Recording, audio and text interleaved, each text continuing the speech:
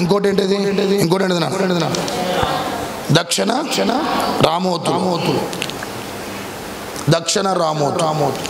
ఈ స్థలానికి ఉన్న పేరేంటంటే క్రిస్టియన్ ఎటమాలజీ ప్రకారం బైబిల్ ప్రతి పదానికి, ప్రతి ఊరికి, ప్రతి స్థలానికి, ప్రతి వాక్ అన్నిటికీ ఒక అర్థం ఉంటుంది. అర్థం లేకుండా వ్యర్థంగా ఏది రాయబడి.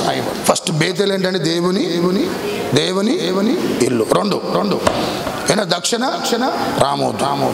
అంటే అది ఎటుందన్న ప్రాంతం అంటారు దాన్ని, అది ఇటు పక్క ఉందని అంత. ఇది కూడా అంత పెద్ద దాన్ని మనం వివరించి దాన్ని ఏం చేయాల్సిన అవసరం లేదు. ఇన్వెస్టిగేషన్ చేసి దక్షిణం ఎందుకు ఉందంటే అది దక్షిణం ఉంది కాబట్టి ఆ మాట.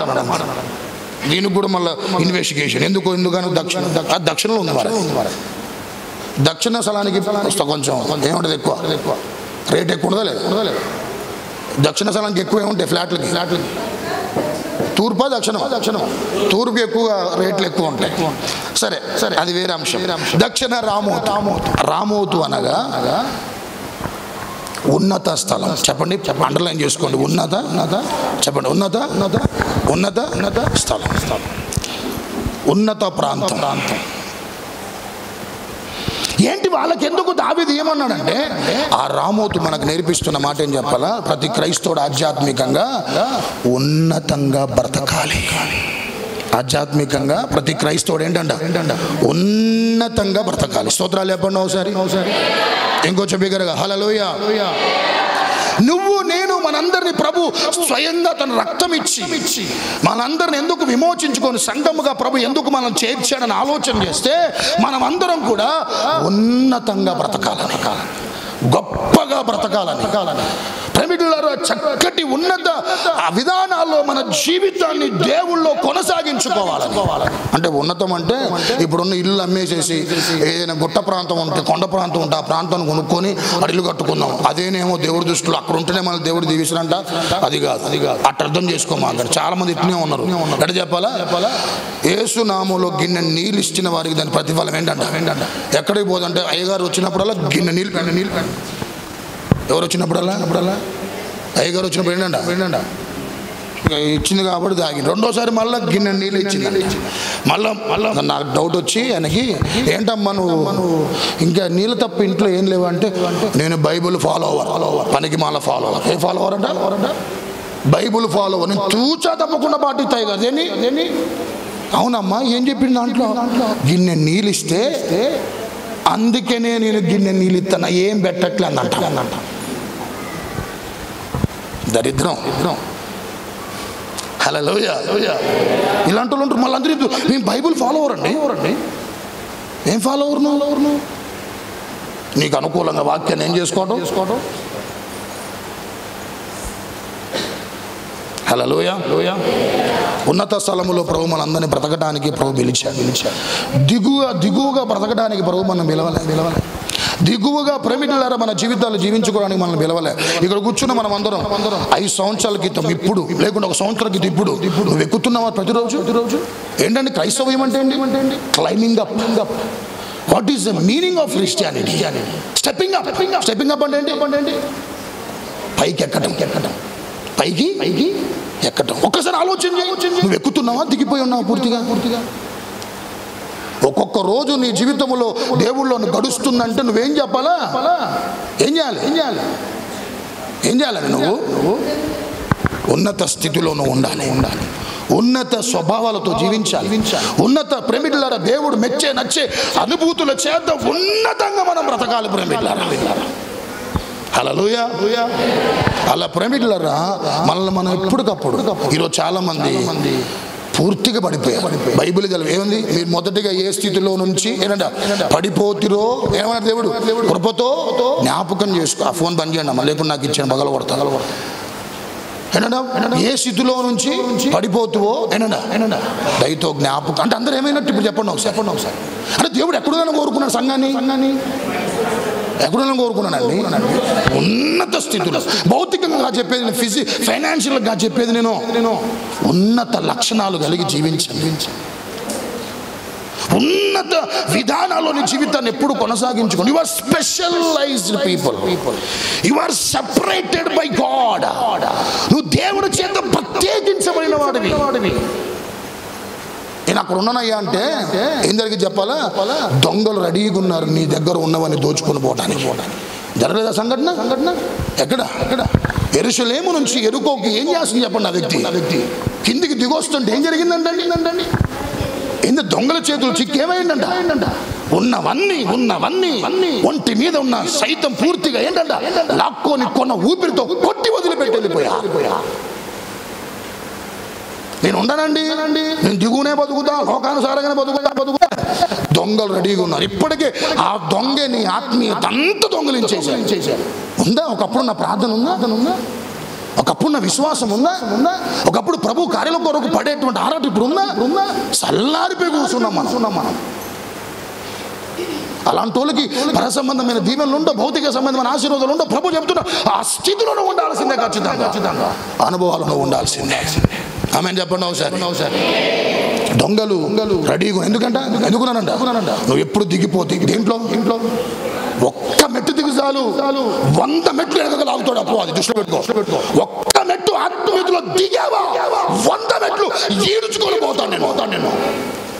ఒక్క మెట్టు ఎక్కావా 100 మెట్లు నా ప్రభు ఆయన సాయం చేత ప్రభు ఎక్కిస్తాను. దిగు బతకమాకండి, దిగు స్థితిలో బతకమాకండి, ఆత్మీయత పూర్తి కోల్పోయి బతకమాకండి. ఆ దొంగ ఇంట్లోకి వస్తాడు. ఎందుకు వస్తాడు దొంగ చెప్పండి? మీ ఇంట్లో చీపిరి కట్ట, మీ ఇంట్లో నరిగిపోయిన చెప్పులు, మీ ఇంట్లో దొంగలు పడరండి, చేతి దొంగలు పడ్డారు. మొన్న మన బండి గుద్దు వెళ్ళిపోయింది, బండి గొల్లైంది. ఏ బండి? గ్లామర్. ఆ సీసీ కెమెరా చూద్దాం అనుకోండి, ఎందుకులే పోనీలా. ఆ దొంగ కాదు, ఎవరో తాగొచ్చి గుద్దు. మీ ఇంట్లో ఎవరు దొంగలు పడరండి, చేతున్నావు సార్ ఎవరింటే వాళ్ళు దేవునికి స్తోత్రం, మీరు ఇప్పటివరకు కాపాడబడి మీద కాపాడబడిన దొంగల పట్టి ఇళ్ళలో అడగండి, వాళ్ళు ఏం తీసుకెళ్ళి చెప్పండి ఒకసారి. ఏం తీసుకెళ్తాడు? విలువైన. Very good. అంతేగాని చీపిరి, అరిగిపోయిన చెప్పులు, ఇరిగిపోయిన మగ్గు, బయటపడేసిన నీళ్ళ సట్టి ఇది తీసుకెళ్ళడం. He will not take that kind of silly things. కన్నం వేసాడా, రెక్కి నిర్వహించాడా, పాగేసాడా, ఖచ్చితంగా ఇంట్లో ఉన్న శ్రేష్టమైనవి తీసుకెళ్తాడు. ఈ మధ్య ఒక అద్భుతం జరిగింది, అది నా నవ్వు వచ్చింది, మీకు నవ్వు వస్తుంది. ఒక దొంగ అంటే దొంగతనానికి వచ్చి ఇంట్లో పడుకున్నాడు. సెంట్రల్ ఏసీ ఉంటే మరి ఎన్ని రోజుల నుంచి అయ్యా రాత్రిపూట నిద్రలేనట్టుంది. ఆ ఇంట్లోకి రాగానే ఇప్పుడు ఎంత అయింది? 2 అయింది. ఇంకొంచెం పడుకొని పోదాలి అనుకున్నాంట. ఆ చల్లటి వాతావరణం పడుకున్నాంట. కథం తెల్లారు లేచి వాడిని పట్టుకోండి 5 నిమిషాలు లేచిపోదాం అనుకున్నాడు. దాంట్లోనేనా మంచిగా ఏసీ వేసుకోవాలి. వాళ్ళు వేసారు ఆల్రెడీ. అది ఎట్టుందంట? కొంచెం పడుకొని ఎందుకో చల్లగా ఉందని పడుకున్నాంట. అయ్యే పెద్ద తెల్లారి దాకా సూర్యాలేదండి. పట్టుకొని పోలీసులు అప్పగించారు. ఊరవతల మా అమ్మను ఒక బ్రహ్మిడ్లర్ ఒక తాత ఉండేవాడంట. ఇంటి బయట పెట్టారు, కుక్కలను జారుతుండగా వాళ్ళు పెట్టిన మాట చెప్పాలా, తరచుగా ఇంట్లో దొంగలు పడుతున్నారు, కొంచెం గ్యాప్ ఏంటి దొంగలని రాసిన. కుక్కలునే జారుతున్నారు. దేని ముందు? గేటు ముందు. వాళ్ళు విసుకొచ్చి ముసలోలుగా ఊరు వెళ్ళపోలే ఎక్కడ ఉంటారు, పెద్ద ఇల్లు, పెద్ద బంగ్లా, వాళ్ళు పెట్టిన బోర్డుని చెప్పాలా, తరచుగా మా ఇంటి దొంగలు పడుతున్నారు, కొంచెం గ్యాప్ ఏంటి దొంగలారా రాశారు. ఏమర్థమైంది? ఉంటారు మరి దొంగలు ఇలాంటి వాళ్ళు ఉంటారు. మరి నవ్వుతుంది. దొంగలు కూడా విచిత్రమైన కార్యాలు జరుగుతాయి. దొంగలు కూడా నిన్ను కూడా దొంగలిస్తున్నాడు. దయచేసి గమనించండి. నీ ఆత్మీయ దొంగలిస్తున్నాడు. అది శ్రేష్టమైనది తెలుసా మీ అందరూ? ఇచ్చిన రక్షణ శ్రేష్టమైనది, ఇచ్చిన ఆత్మీయత శ్రేష్టమైనది, ఇచ్చిన వరాలు శ్రేష్టమైనది, ఇచ్చిన తలాంతులు శ్రేష్టమైనది, ఇచ్చిన దర్శన వరం శ్రేష్టమైనది, ఇచ్చిన కృపావరం శ్రేష్టమైనది. ఏమైపోయినాయి ఇప్పుడు అవన్నీ? ఏమైపోయినాయి? తీసుకెళ్ళి వాడి చేతిలో పెట్టిన. ఎవరి చేతిలో? దిగువగా. హల్లెలూయా. కూర్చున్న మేమందరం ప్రేమిలారా. రెండవది ఉన్నత స్థలం. పౌలు అంటాడు ఒక మాట, చూడండి ఒకసారి. ఫిలిప్పీ రాసిన పత్రిక 3వ అధ్యాయం. అతడు తన అనుభవం నుంచి ఒక మాట అంటాడు, తన పిలుపు గురించి ఒక మాట అంటాడు. నేను చేస్తున్న పిలుపు లేకపోతే నేను చేస్తున్న పరిచయం ఏమంటాడు? 3వ అధ్యాయం 14వ వచనం. ఉన్నతమైన ఏ పిలుపు అంటది? చెప్పండి. ఏ పిలుపు అంటది? చెప్పండి. ఏ పిలుపు అంటది? ఉన్నతమైన పిలుపు. యేసయ్య పిలిచిన పిలుపు పౌలు అంటాడు ఏమంటాడంట? ఉన్నతమైన పిలుపు. బహుమానం పొందవాలని గురి వద్దకు ఏం చేస్తున్నాను? పరిగెడుతున్నాను. ఎంతమందికి బహుమానం ఇష్టం చెప్పండి. ఎంతమంది బహుమానం ఇష్టం? అందరికి ఇష్టం. ఎవరు వద్దంటారు? ఏంటది? బహుమానం అందరికి కావాలి. అతడు ఆ బహుమానం సంపాదించుకోవడం కొరకు గురి వద్దకు ఏం చేస్తానంట? అంటే నీకు ఇచ్చిన రక్షణ ఉన్నతమైంది, నీకు ఇచ్చిన పిలుపు ఏంటంట ఉన్నతమైంది. అది గ్రహించి దానికి ఏముందంట? ఉన్నత పిలుపుకి ఏముందంట? బహుమానం. దాని కొరకు గురి వద్దకు ఏం చేయాలి చెప్పాలా? మనం పరిగెత్తాలి. నీకు క్రిస్టియానిటీలో ఏమని చెప్పాలా? ఏముందంట? ప్రతి దానికి బహుమానం. ఎప్పుడు చెప్తున్నా? ప్రతి దానికి ఏముందంట? ప్రతి దానికి బహుమానం. గురి లేని క్రైస్తవుడు గుడ్డివాడంట. గురి లేని క్రైస్తవుడు గుడ్డివాడు. నీకంటూ ఒక ఏముండాలి? నా గమ్యం ఏంటి? నీ గమ్యం ఏంటమ్మా? మన గమ్యం ఏంటి? పరలోక రాజ్యం. మనకేముండాలి? we need to have that desire, we need to have that girl and aspiration ఉండాలి మనకి.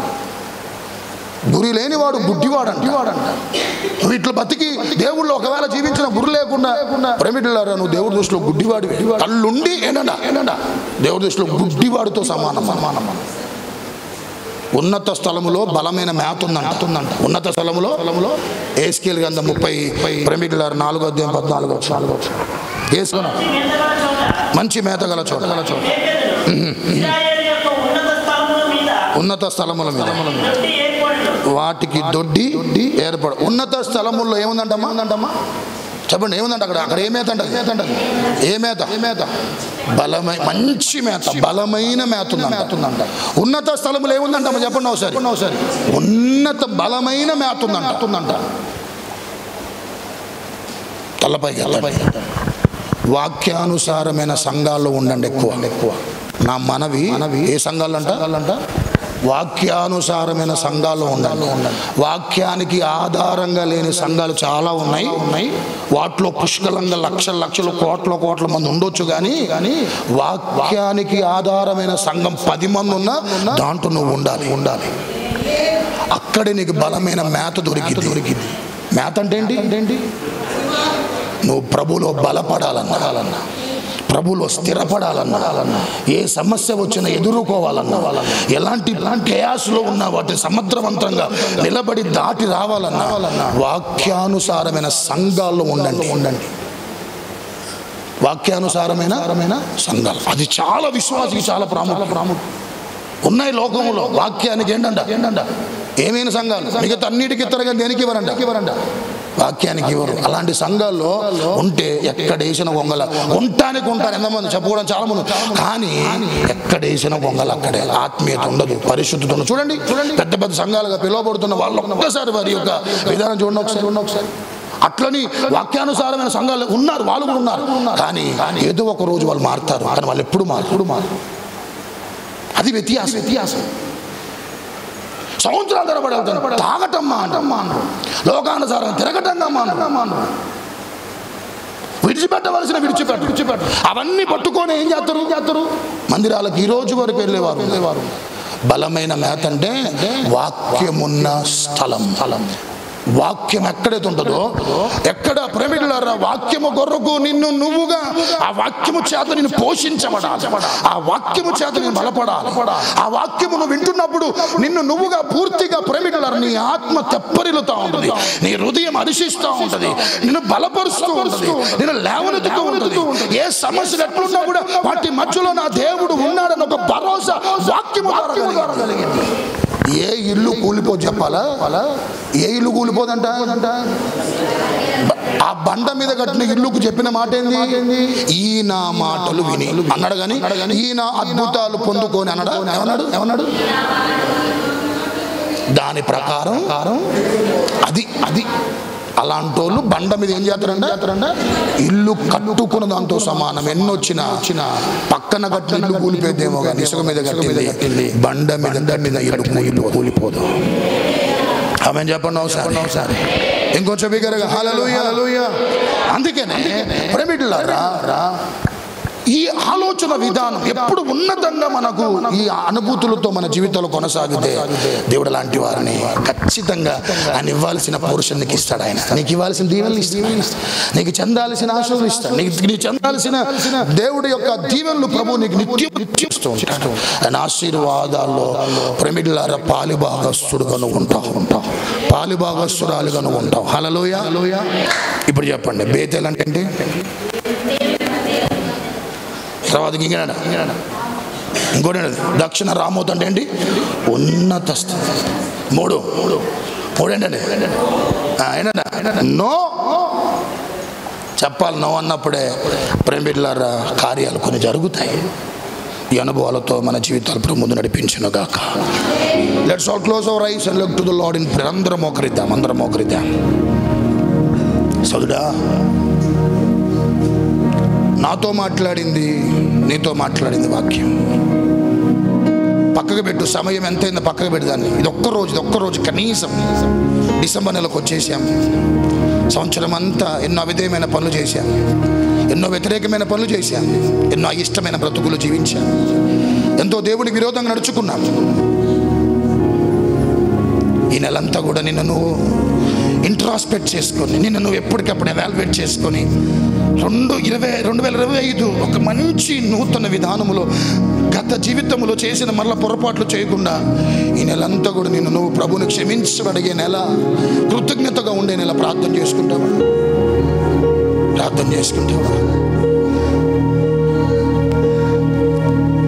సంపదలుగానే నా దేవుడు, ఆయన ఐశ్వర్యవంతుడు నా దేవుడు, తన ధన నిధిలో నుంచి ప్రభునికి ఇస్తాడు. సంఘం ఆయన పక్షపాతి కాదు. ఆయన అందరూ సమానులే ప్రభుకి. ఇక్కడ నీ వస్త్రాలు ప్రాముఖ్యం కాదు, నీకున్నటువంటి లోక సంబంధమైనటువంటి పరపతులు ఇక్కడ దేవుడు సంఘంలో మందిరములో ప్రాముఖ్యము కాదు. నువ్వు దేవుణ్ణి ఎలా ఆరాధిస్తున్నావు అది ప్రాముఖ్యత. ఇక్కడ నువ్వు దేవుణ్ణి ఎలా స్తుతిస్తున్నావు అది ప్రాముఖ్యత. చేతులెత్తరా. గత జీవితంలో చాలా పొరపాట్లు జరిగాయి. నేను చాలాసార్లు అన్నాను, చాలాసార్లు ప్రభు వేస్తనాల్సింది. నా జీవితంలో నో అన్న రోజులు ఎన్నో ఉన్నాయి ప్రభు, క్షమించిన. సోదరా, ఇప్పటికీ దేవుడు నిన్ను ప్రేమిస్తూనే ఉన్నాడు, ఇప్పటికీ సహోదరుని ప్రేమిస్తున్నాడు. ఎక్కడైనా మించిపోయింది ఏం లేదురా. ప్రభు కృపకు పాత్రుడుగా ఉండు, కృప దూరం చేసుకోమా. చాలా కార్యాలు ఆగిపోయాయి. ప్రభు దర్శిస్తాడు నిన్ను, ప్రభు నిన్ను నిలబెడతాడు. ఇకనైనా దేవుడు నిన్ను తన జీవితంలో ఉన్నతమైనటువంటి కార్యాలు పట్ల ప్రభు జరిగిస్తాడు. చేతులెత్తరా. నీతో ప్రభు మాట్లాడితే చేతులెత్తి ప్రభు నీ అంగీకరణ ఒప్పుకో, నీ అంగీకారం ఒప్పుకో. ప్రభు నన్ను క్షమించిన ఆయన, నన్ను క్షమించిన ఆయన. చాలాసార్లు ఆదివారాలు ఎగ్గొట్టానయ్యా, చాలాసార్లు ఎన్నో ప్రార్థనలకు రావాల్సి నేను ఎగ్గొట్టానయ్యా.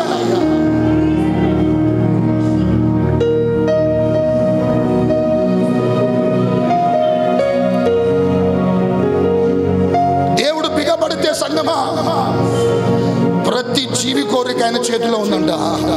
ఆయన బిగబడితే ఏ ఆశీర్వాదం చూడలేం సంగమా. చేతులెత్తరా. క్షమించయ్యా. సోదరా, నీకు ఇచ్చింది మాంస హృదయం, అందరికి ఇచ్చింది మెత్తని హృదయమే. ప్రతి ఒక్కరి గుండె ప్రేమిట్లాడ పట్టుకొని చూడు, మెత్తగా ఉంటది. ఎందుకు ఇది కఠినమేం తెలుసా? వాక్యానికి స్పందించబోబట్టి, వాక్యానికి స్పందించకపోబట్టి. ఎన్నిసార్లు మాట్లాడుతున్నా నీకు ఏమాత్రము కూడా భయం లేకుండా ఈరోజు ఉంటున్నావు. నేను ఉంటున్నానంటే ఆ హృదయం కఠినమైపోయింది ఈరోజు. చేతులెత్తరా. వాక్యం మాతో మాట్లాడిందయ్యా. ఈ డిసెంబర్ నెలంతా మా జీవితాల్లో ఒప్పుకోవాల్సినవి ఉన్నాయి చాలా, విడిచిపెట్టాల్సినవి చాలా, మాలో తొలగించుకోవాల్సినవి చాలా, మాలో మార్చుకోవాల్సినవి చాలా ఉన్నాయి. ఎవరు నిలబడగలుగుతారయ్యా నీ ఉగ్రతకి? నువ్వు కోపిస్తే ఎవరు నిలబడగలుగుతారయ్యా? అసలు ఎవరు ఉండగలుగుతారయ్యా? అయినా దీర్ఘశాంతను చూపిస్తున్నాం. ఇంకా 2 చేతులు చాచి పిలుస్తూనే ఉన్నావు. నువ్వు నిజంగా ఈ వాక్యాన్ని బట్టి స్పందించు. నీ జీవితంలో రేపటి నుంచే కార్యాలు జరుగుతాయి. ఖచ్చితంగా రేపటి నుంచి అద్భుతాలు జరుగుతాయి నీ జీవితంలో. రేపటి నుంచి దేవుడు ప్రారంభించబడతాయి. ఎదురు చూస్తున్న జరుగుతాయి. నీ కుటుంబంలో అద్భుతాలు జరుగుతాయి. నీ స్థితిగతుల మార్పు వస్తుంది. నీ వ్యాపారంలో ఆశీర్వాదాలు చూస్తావు. నీ ఉద్యోగముల వ్యాపారాలు పిల్లల చదువులో దేవుని దీవెనలు చూస్తావు.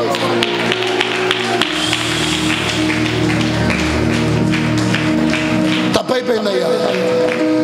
నీ ఇళ్ళని తెలవక ఇష్టానుసారంగా జీవించాను. నీ ఇళ్ళని తెలవక నేను అమర్యాద నడుచుకున్నానయ్యా. ఆ గర్భంగా చులకనంగా చూశానయ్యా. ఏంటి పోయేదిలే, ఎందుకు పోయేదిలే, పోయి ఏం చేద్దాం అక్కడ, మన పనులకు మనం పోదాంలే, మన కార్యక్రమాలు మనం పోదాంలే, ఏం కాదులే, వెళ్ళిపోదాంలే. ఎన్నోసార్లు దేవుని బాధ పెట్టి వెళ్ళిన రోజులు ఈ సంవత్సరములు ఎన్నో ఉన్నా. అడుగుతావా ప్రభుని క్షమించమని?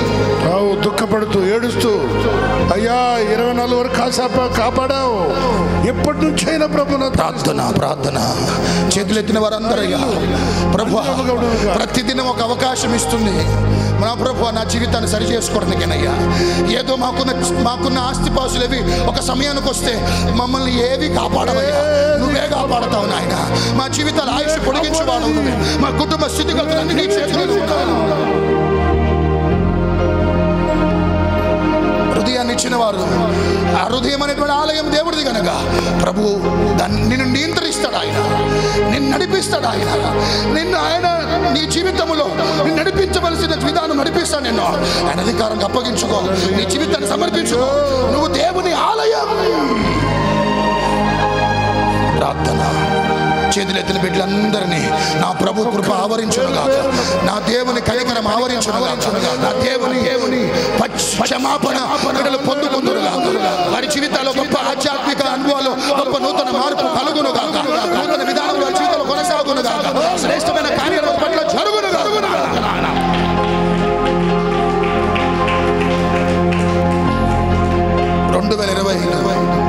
It should be a blessed, beautiful year for all of us. అందరికి ప్రాస్పరస్ ఇయర్ గా ఉండాలి. మా జీవితంలో ఎప్పుడు చూడని ఒక రిమార్కబుల్ ఇయర్ గా ఉండాలి.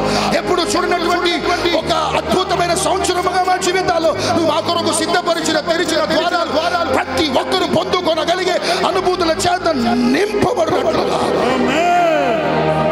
క్షమించు.